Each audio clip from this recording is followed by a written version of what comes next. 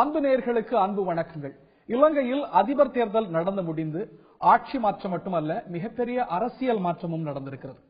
தமிழக மீனவர் பிரச்சனை, இலங்கை தமிழர் விவகாரம், இந்திய இலங்கை உறவு, இந்த விவகாரங்களிலெல்லாம் நல்ல மாற்றம் வேண்டும் என்ற எதிர்பார்ப்பும் சேர்ந்தே எழுந்திருக்கிறது. இந்த நிலையில் இந்த ஆட்சி மாற்றத்துக்கான சூத்திரதாரியாக திகழ்ந்த இலங்கையின் புதிய பிரதமர் திரு ரணில் விக்ரமசிங்கே அவர்கள் இந்த நேர்காணலில் நம்மிடையே பங்கேற்கிறார். Thank you so much, Mr. Prime Minister, for agreeing to talk to us. Let me start asking you about the working of the new national government.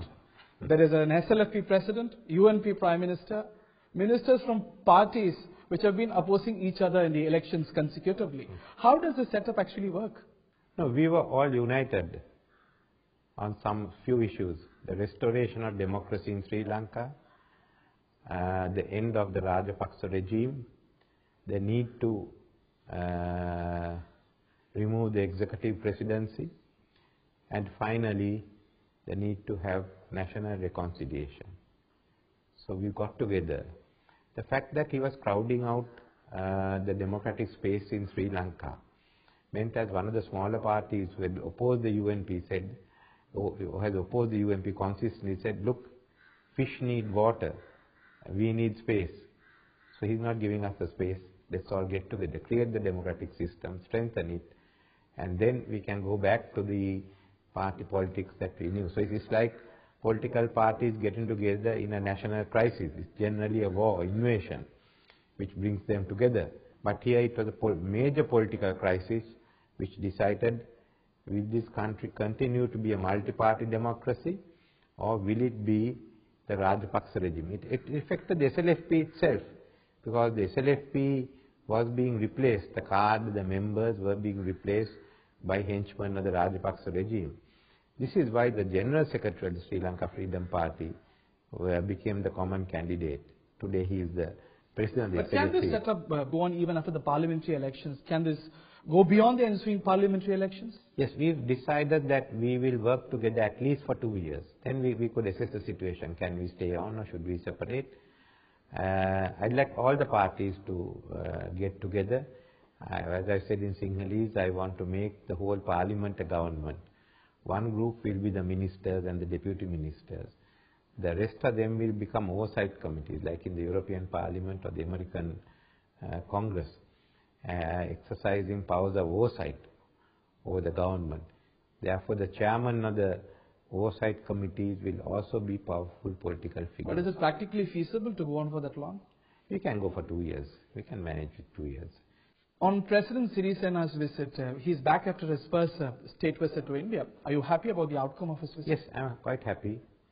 First is being President Sirisena's visit to Delhi, and next month will be Prime Minister Modi's visit to Sri Lanka. It shows that we are re-establishing links, repairing the damage, getting ahead. That's true. The engagements are happening more often than before. My question is on the Prime Minister Narendra Modi's visit. This has raised a lot of expectations. This is very significant because this is a bilateral visit by an Indian Prime Minister that happens after 28 long years. If Prime Minister Narendra Modi wishes to visit the north of Sri Lanka, the Tamil province of Sri Lanka, would you facilitate and encourage such a visit? He is welcome to visit Jaffna. We've invited him for him to visit Jaffna. He is requested to visit Jaffna, and that visit will take place. He has also to decide what are the other places he'd like to visit during his stay in Sri Lanka. Could it be the upcountry? Well, he can visit the Kandy. He may visit Kandy, which is the old capital. But I think the focus will mainly be on some of our religious places and the north. The Prime Minister will also be visiting Kandy, where a substantial number of Indian origin Tamils live. But I don't know whether he will be, but Kandy, it's possible that Kandy is on the places that he may like to visit, because then he could visit the Temple of the Tooth and pay homage to the tooth relic. But his meetings of the people with the Tamil-speaking people of Sri Lanka will mainly be in and around the Jaffna. Remember, there are enough of the people of Tamils of recent Indian origin in Colombo, so you need not go anywhere else. You can meet them all in Colombo. The previous regime was not very cozy about the foreign heads of governments visiting the north of Sri Lanka. Rajapaksa regime actually expressed displeasure over British Prime Minister David Cameron visiting north. You have no problem about Iranian Prime Minister? No, as once we have a visit by a foreign head of government, in addition to Colombo, he must choose where he'd like to visit. When are you visiting India, Mr. Prime Minister? Well, I've been visiting India on and off, but I don't think I will come to India till after the parliamentary elections are over. Where does China factor today stand in the Indo-Sri Lankan relations? The previous regime was perceived largely pro-China. We keep the Indo-Lanka relations separate from Sri Lanka relations. Both are important for us. With India, there is a historic link, and under the Indo-Lanka agreement, both countries have agreed that they will not take any measures that will harm the security of the country. So in conducting our relations with China or with any other country, we keep this in mind. With this way we are able to handle the Indo-Lanka relationship separately from the Sino-Lanka relationship.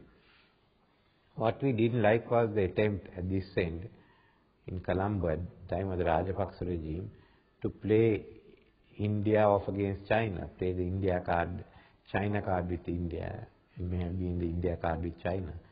That is not a wise policy, because India also helped us. Without the help of India, could not, President Rajapaksa could not have wiped out the LTT. He got that help. He agreed to give concessions even beyond the 13th Amendment, but he didn't do so. India helped Sri Lanka in the war. Yes, certainly. India has been categorically denying that. Amnesia is, very common among politicians. There was a perception that the previous regime was largely in tilt towards China. Is the era of pro-China tilt over today? As I told you, we have no pro-China tilt, we have no pro-India tilt, we have pro-Sri Lanka tilt. The previous government, there was a perception the previous government had a pro-China tilt. Because they had strained relationship with the West. They relied on China for all the economic assistance. But in our case, while we welcome Chinese investments and assistance, we will also be getting investment assistance from other countries. There won't be a tilt as far as the UMP is concerned, and President Sirisena is concerned, and the other parties in this national government are concerned. So as a result of how they conducted their foreign policy, there is their general feeling that the Rajapaksa regime had tilted towards China. Your position on the port city projects has now triggered certain doubts. There are no doubts. I am the first one to raise the port city in Parliament. I asked for the reports. The reports were not tabled, and now we've appointed a committee to go into the port city and to make a report. And depending on the outcome of the report, we will decide what our measures are going to be. But once we get a report, we'll also give a copy of it to the Chinese government and then commence discussions. You had actually spoken about the scrapping of the project, but now considering the bilateral... I still think that if the report is adverse, then the project should be scrapped. You still believe the report is adverse, the port city project should be scrapped? If the report is adverse, we have to scrap it. But then we want here all parties. And my contention of that reports were not tabled. So table the reports, go through that, hear all parties, and then take a final decision. While bilateral consultations with regards to the voluntary repatriation of the refugees from India to Sri Lanka has begun between the two countries, the Tamil Nadu government has raised certain doubts. It believes the situation and atmosphere is still not congenial, and your government has not taken constructive steps. There are certain doubts raised with the Tamil Nadu government. Do you say all is well for the refugees to return to Sri Lanka? I would say we have an environment that refugees can return to Sri Lanka. If they have doubts and they want a longer time, just give them some more time. And then as situation keeps getting back to normal and improving, the people in Tamil Nadu will say, why don't they go back to Sri Lanka? We don't want to force the issue, but we know as events develop, they will have to return to Sri Lanka. These criticisms comes at the background that the resettlement of the internally displaced Tamils hasn't happened in entirety. No, there has been a delay and we are sorting it out. That's why I said talk to the 1,000 acres that they've decided to release now. So which means of the 11,000 acres which the army had in Jaffna Peninsula earlier, with this 1,000, the army has about 5,000, and they're identifying other areas that can be released. As far as the refugees are concerned, some of them may be from these areas or other areas to which they have no access. On the other hand, there are refugees who are from the areas which has already been released, or normal life is going on. But what I say, if they have a fear, let them be there a longer time, and then. But do you believe the process has to be expedited? We have to let them. Should it be given enough time for the refugees to be? I can give them some more time. Right. Tamil Nadu has played a very significant or a powerful part when it comes to India-Sri Lanka relations. But the complaint is that the governments in Delhi and also in Colombo have not taken this special factor into consideration, which in turn has only complicated the relations between the two countries. Now that there is a regime change, would you take Tamil Nadu's views on board? Would you like to engage with Tamil Nadu while dealing with India? When I was Prime Minister, I always engaged with Tamil Nadu to keep them informed. Of course, we have to deal with the government in India. But Tamil Nadu, so many of us, we know Chennai, we go there regularly, we have friends there. Some go for shopping, some go for religious purposes. So Tamil Nadu is not an unknown place. I think anyone in Sri Lanka would. But would you like to engage with Tamil Nadu on matters? Bilateral relations we have to do with the government of India, but when we go to Tamil Nadu, we keep them informed. We'd like that to continue. Your manifesto actually says your policy will take the diversity of India into concern. Does it mean Tamil Nadu? Yes, certainly. The southern part of the subcontinent is closer to each other. When the Tamil Nadu issue was raised, the attitude of the previous government was that we deal with the governments in Delhi, not in Chennai. Chennai is not our concern. Tamil Nadu is not our concern. This was the attitude of the previous government. Will there now be change in attitude? We've always said government to government is in Delhi. But we have always had, and my Prime Minister, good relations, especially with the states of southern India. Chennai, Kerala, large number of Sinhalese are supposed to have connections to Kerala, Karnataka, and of course Andhra, which is now in two places. Telangana and Andhra. So all that has been traditional parts of relations. Do you know that Narasingha Varman, the king of Pallava, he was able to defeat the Chalukyan king because his commander was a prince from Sri Lanka called Manavamma. And then the king gave his army to Manavamma to return to Sri Lanka and re-establish himself on the throne of Anuradhapura. The Pallava and the Anuradhapura kings had very, very close relations. Pandyans had. And the final lineup was Sri Lanka, Pallava, Pandyans, and Sri Vijaya against Chola. Of course, Chola defeated all of us, but I mean, we've been part of it. And Kerala and Sri Lanka are the only two areas of the Indian subcontinent that uses coconut oil for cooking. Can I understand that you would prioritize strengthening ties with South India? We will continue that. Definitely ask you about the resolution the Northern Provincial Council of Sri Lanka has passed. The allegation is that the successive governments of Sri Lanka have been committing genocide against the Tamils. What is your response? Very, very irresponsible statement by the Chief Minister. I don't agree with it. Makes it difficult for us to communicate with the Chief Minister when he passes resolutions like this. This will be the same position in India if a Chief Minister passed a resolution accusing Delhi of genocide. I have been dealing with Mr. Sambandhan and the members of the TNA, resolving the issues. Yes, there was a war, there were people who were killed, but on all sides. Remember, just as much as Tamils got killed, there were Muslims and Sinhalese who were killed. The magnitude was high on the Tamil side. Yeah, but there were Muslims who were killed in the east. They were Tamil speakers. They were not Sinhala speakers. But the magnitude, sir, the numbers. Magnitude is high, yes. But remember, some of the Tamils were killed by the LTT. LTT wiped out the political leadership of Jaffna. All the TULF and other members were killed by the LTT. Now, no Tamil politicians are killed by the security forces of Sri Lanka. So the political leadership, many of Jaffna's leadership was killed by the LTT. You ask the people of Jaffna. And anyone who opposed going by the UN report, the large number of killings were done by the Sri Lankan forces. No, UN report talks of the last phase of the war, where large number of people were killed.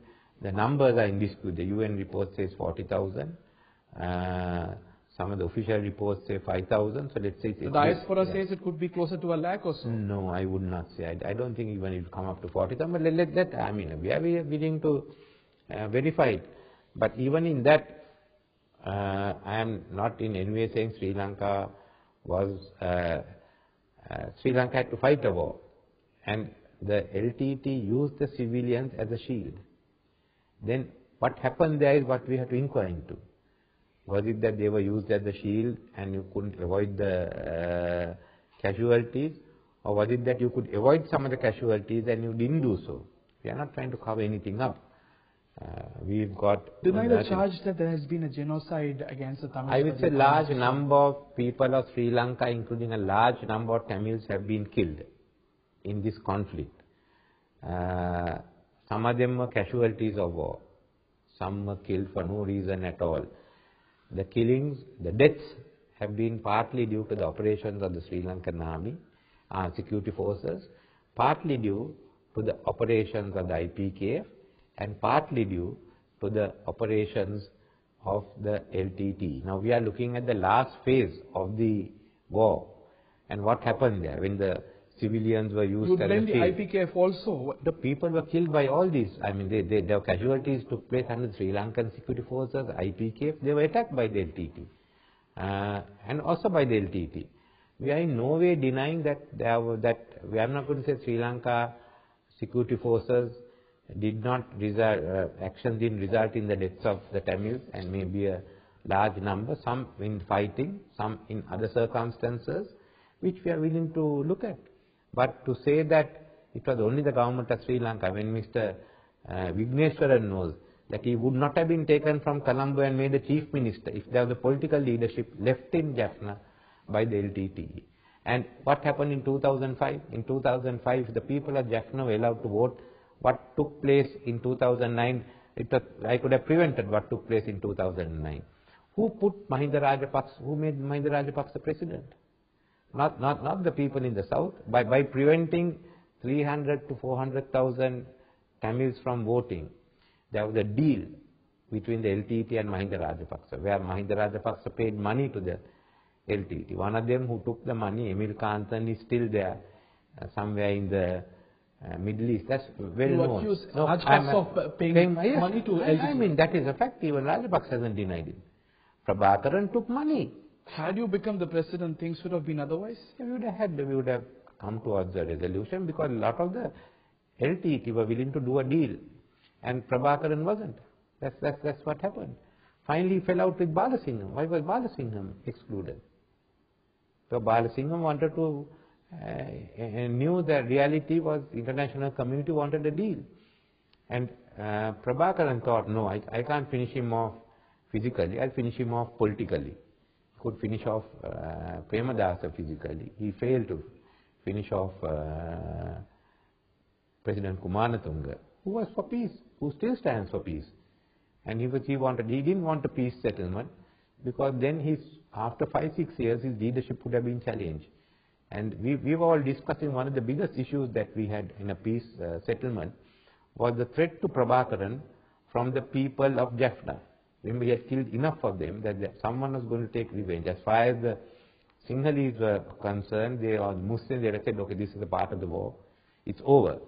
But that won't happen. And one of the biggest concerns we've had, and we were discussing even with the other governments, was what is the security of Prabhakaran after in the peace settlement, because he would have been a target of people from the north who wanted to settle scores from him. How many Tamil leaders were killed? I mean, his own Mahathir was put into a cage and shot by him. Why did some of the others break away and come? Because they knew Prabhakaran would kill them. That is. I would say finally, Prabhakaran's desire for glory was such that he he nearly wiped out the whole Tamil race. The Tamils in Jaffna today, part of they are without leadership. You blame Prabhakaran for the genocide. I blame him for having destroyed, decimated the Tamil political leadership. There are allegations, of course, on both sides. But we have said, look, we are willing to have an inquiry. We have no problem at all. Why not an international inquiry, sir? Because the allegations on both sides, definitely the because allegations. Sri Lanka, like India, is not a party to the Statute of Rome. And therefore, we can't have domestic, jurisdiction lies with the domestic courts. There was a problem in the domestic courts as to whether the courts of Sri Lanka were independent when the Chief Justice moved out. The Chief Justice is back. We have the same stand as India. India would say the same stand as us. It doesn't mean that we are ceased to be. We are willing to conduct the inquiry, and if they want to have foreign observers, we have no problems with it at all. Are you and Rajapaksa are on the same page? I am not on the same page. Rajapaksa not on on the the same page. international inquiry, he also spoke about a domestic process credible to the international I community. am on the same line with the government of India. On that, as far as jurisdiction in criminal and legal matters are concerned, it lies with India, in Republic of India, and it lies with Sri Lanka, because neither of us has signed the Statute of Rome. I am the one who refused to sign the Statute of Rome. But I am prepared, as we said, to have any amount of trials in Sri Lanka. We have to ensure the judiciary is independent. This is one of the reasons the international community had. If they are going to be, if anyone wants to come in, Human Rights Watch or anyone, they are completely free to come into Sri Lanka, which are not allowed by Rajapaksa. We are willing to allow anyone to come in, and they can do their own inquiries. If there is a request for inquiry in Sri Lanka, we can talk over with the Human Rights Council. Let's see what their final report is. We are willing to discuss with them. All we are saying is that the jurisdiction for trials lies with the government of Sri Lanka, just as much as in India it lies with India, and in America it lies with the USA. Remember that these are all governments that did not sign the Statute of Rome. So therefore, domestic jurisdiction. But if Human Rights Watch wants to come tomorrow, they are free to come. I will say yes, come in. You will expedite and the inquiry. as far as the UN is concerned, if they make recommendations, certainly we have to consider and talk to them. We have no problems with that. We have invited the new High Commissioner. But each time someone else makes a request that there should be international inquiry, no. When we had these problems in the South in 1989 and 90, they asked for international inquiry, and I said no. The person who asked for international inquiry was a person by the name of Mahinda Rajapaksa. He was wrong. No, I said no international inquiry. If the UN Human Rights Commission wanted the inquiry, we are prepared to talk to them. But I invited Human Rights Watch, all the Amnesty, all to come to Sri Lanka. They all came to Sri Lanka. The congressional staff came to Sri Lanka. There is nothing to hide. We know, terrible things have taken place from 1983. Maybe over 100,000, more than 100,000 people have been killed. We've had uprisings in the north, in the south. I don't think any country has gone through that. At one stage, I think our jurisdiction was limited to a few cities. We had uprisings in the north and the south at the same time. We just want to put it behind us. And any inquiry that helps us to put that behind us, yes. And the only people who can talk to us about an inquiry is the UN Council on Human Rights.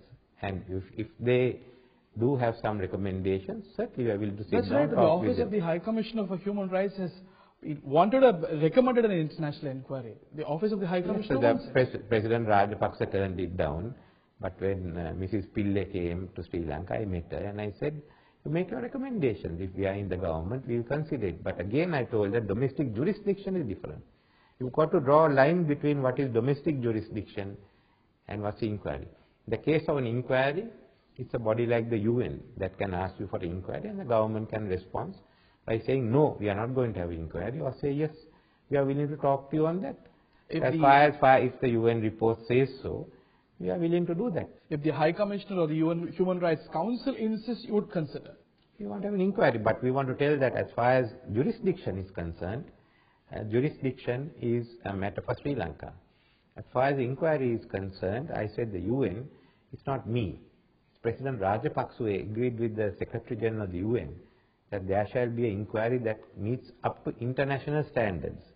And it's the same resolution which he got member states to move in the UN Human Rights Council. So whatever commitments President Rajapaksa gave in writing to the Secretary General of the UN and the UN Human Rights Council, we will honor. I have no problems about that. Do you think he has not honored the promise? He did not allow an inquiry. The domestic process that Rajapaksa was talking about doesn't seem credible to the international community. You say that you will bring up an inquiry that is credible to the international community. As far as the domestic inquiry, he has appointed a commission called the Maxwell-Paranagama Commission. They've asked for 6 months more, we give them 6 months. When that's over, that report will be made available to the UN Council to decide, to make the addition. They can make whether it's credible or not. I don't want to pass any judgment now. In addition, the Commission has appointed a committee chaired by Sir Desmond De Silva QC, a British Queen's Counsel of Sri Lankan origin, to make recommendations about the procedures, the judicial procedures. So that report will also be made available to them. And we are talking with the South African government in regard to establishing a truth commission. So that will also be made available to the UN Human Rights Commission. So we are doing a lot. Chief Minister C.V. Vigneshwaran largely blames you for your decision to retain the army in the north. He says you're playing obsolete political tactics for electoral reasons. Do you deny the charge? Army is in all parts of Sri Lanka. I don't see the reason why army should go out of any district in Sri Lanka. There are district headquarters in every part of Sri Lanka. Actually, their structure is now based on the Indian one, not. But the army-civilian ratio north is appalling. I know that, but we've said this, as far as we are concerned, we are not putting the security forces out of any place unless we see improvements. But at the same time, there are a lot of land that can be released to the people in different parts of the country. We started with 1,000 acres. Now the TNA said there has been an agreement in court to release another 2,000 acres. I just handed it over to the Attorney General for his comments. It seems to have happened last time. If that is so, then we have to go ahead. They've raised the issue of people in Mana. We will go into it, and Kilinochchi. We said that a lot of land have been utilized for other purposes. In Sampur, we've handled the resettlement of the people in Sampur. Then in Panama, we've resettled that. We have settled the issue. That's for Sinhala farmers whose lands were taken away so that they could build VIP chalets and luxury chalets. There are some houses here which we are returning, high security zone. And we are starting a process, but remember, this cannot be done overnight. So it will take some time. It may be taken. He blames the slow pace. I told you I disagree with him. It's irresponsible, and he will have to explain himself to the Tamil-speaking people. A lot of Tamils are today criticizing him. I'm dealing here with the TNA members of parliament. If it's a slow space, they need not come. We meet weekly. This is not the TNA's demand alone. The UN High Commissioner has also been demanding. UN High Commission wants the lands restored. He didn't. They say immediately. And I've asked him to come. It has to be gradual. We have to work out the relocate. First, we have to be satisfied the security situation, and secondly, then we've got to decide what happens in the rest of the country. But it was not a question. We never said anywhere in the 100-day manifesto, which everyone voted for, about pulling troops out. That was a security decision. We said of restoring the lands to the people in all parts of Sri Lanka. But what stops you from doing that? No, but there's nothing to prevent us. All the land that is not required will be done. But the ratio, the army-civilian ratio, is not proportionate to the other parts of the country. Army-civilian ratio will get adjusted as time goes on. No one has said it's going to be that high all the time. Isn't Vigneshwaran playing politics for this thing? It's an utterly irresponsible statement, our Chief Minister. He has a line or two in his speech in praise of the President. Why do you think he blames you? No, I mean, he never even spoke to me on anything. It is just, today you ask him again to repeat it. But And I am going to Jaffna. in his speech, he said, you had told him that you are going to tell the Buddhist monks that you are not going to demilitarize the north. I never told him anything. Wickramasinghe never dealt with me. He has never dealt with me. Wickramasinghe has never spoken to me except for once. Details. He has, you smiled and said. He came only once when I was in the opposition. I have not dealt with him. I have no dealings with Wickramasinghe. He said. He is a liar. There was no meeting between you I and have Wickramasinghe. Wickramasinghe sent me a letter. The content of his speech was. I have not spoken to Wickramasinghe. I don't discuss Jaffna with Wickramasinghe. I discuss it with the Tamils, the TNA in Parliament. You did not smile? If he says, if I would have smiled at him. He is the man who went and grabbed Rajapaksa here. He was willing to do a deal with Rajapaksa.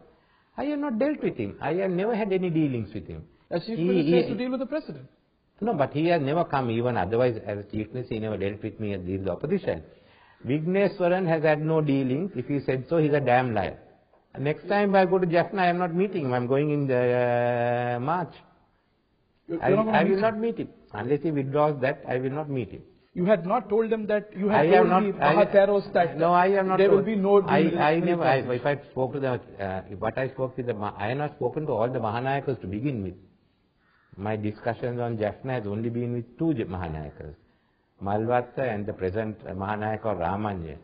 And the Ramanya Mahanayaka is also the chair of the Council on Religions. He was talking about the need to release land and how we can do it while looking after security.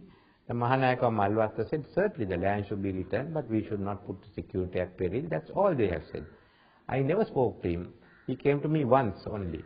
And I have no dealings with him. Your refusal to deal with him, will this not complicate matters? It won't complicate matters for me. The complicate matters for him. Not the people? No, I deal with the people. I deal with the members of Parliament. He is the representative of the He Northern doesn't Provincial represent. Council. He He is in a provincial council. I deal with members of Parliament. Just as much as I deal with the members of Parliament in Kandy about Kandy. I don't deal with the Chief Minister. Not the provincial government. If the provincial government wants to deal with me, yes. I have a Chief Minister. We have a Chief Minister in Badul. I don't deal with him. In this, it's a conscious decision not to deal with Wickramasinghe. Because of his remarks. Because of his remarks, and he lied. I can say that because I can deal directly with the people of Jaffna. I have no problem. I don't need Wickramasinghe to go there. On the autonomy issue, on the full implementation of the 13th Amendment, how do you propose to go about it further? We will be implementing it. We are looking at how it's going to function in regard to the independent commissions. And a concern which has been raised by a lot of people about the relation, the politicization of the police, and whether the independent police commission is sufficient to depoliticize the police, and whether we should take other steps to depoliticize the police. The fear is that the police will become private armies with the chief ministers. We haven't got the precedent of India, and the politicization of police at the center by President Rajapaksa, and has given fear that it works quite well in countries like India. It has worked well in India. I said we haven't the precedence of India. It hasn't worked here. In so many other countries, it hasn't worked here. We had it earlier when we did the 13th Amendment. We haven't got it now. Fortunately, we had an Inspector General of Police who said, look, I will carry out what is expected of me under the law for the elections. As a result, he brought a former Inspector General of Police and made him Secretary to the Minister of Public Order, who tried to overrule this. In different these things of the police, we have found politicization, and the country is agreed there should be no politicization. Sinhalese, Muslims, Tamils. So how we achieve that is a matter that the whole Parliament has to discuss. Because there is a fear that if there is politicization of the police, that it will lead to the central government having won, maybe the Prime Minister after the amendment, Chief Ministers having, so there will be 10 police forces.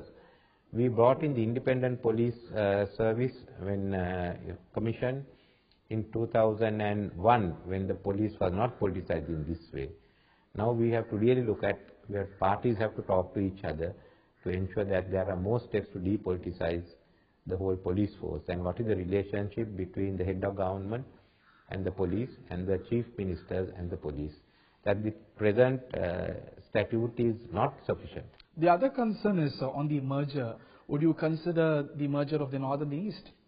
The Constitution of Sri Lanka provides for 9 provinces, and that any merger requires a referenda in both those provinces. But it is a part, it's an integral part of the accord. It's not a part of the accord. It only acknowledges the merger for 1 year, temporary merger for 1 year. So merger is something you and in 2005, Rajapaksa said, I will not have a merger, and Prabhakaran supported him. That's a conspiracy theory, right? Whatever it is, he did that, and he prevented the Tamils from voting. If you want a merger of any 2 provinces or more, the 13th Amendment provides the way. So you can have a merger. That is, the provincial councils of each of the provinces must vote in favor of a merger and must be supported by a majority of the people in that province. You talk about the full implementation of the 13th Amendment without the merger, without the police powers. No one said merger is not a part of the 13th Amendment as the way you said. No one said Northern is going to be one province. It was a temporary merger for 1 year under the Indo-Lanka Accord. And any merger thereafter would have to be by a referendum. President Jayawardena said, I am going to hold a referendum and I will campaign against it. The day he was with Prime Minister Gandhi, he said. So let's not distort. Are you for a referendum now? If the 2 provincial councils want a referendum, then we'll have to hold a referendum. You're okay? If the 2 provincial councils, not only those 2 provinces, if 2 provinces anywhere else wants to merge and they pass it, then we have to hold it. If there is a resolution passed by the North and the Eastern Provincial Council in demand of a referendum, then the central government is okay. No, then the central government must hold a referendum. If the Western Province and the Northwestern Province wants to merge, similarly we have to hold a referendum. Right. But you can't do it by, you can't pass a constitution amendment then. And there are Supreme Court judgments. So if they have the majority, let them get the majority and do that.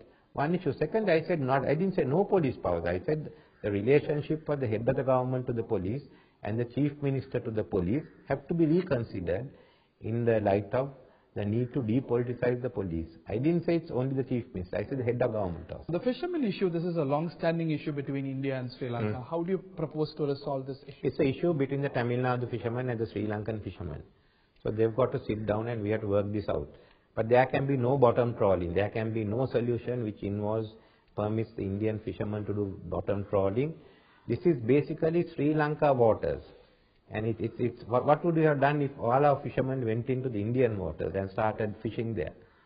Now what you are claiming is we want to come there, we want to fish in your waters and we want to bottom trawl in your waters. They say it's the traditional fishing. You didn't have bottom trawling, okay, we are prepared to consider the type of boats that were used in 1963 when the Kachchatiu issue was resolved.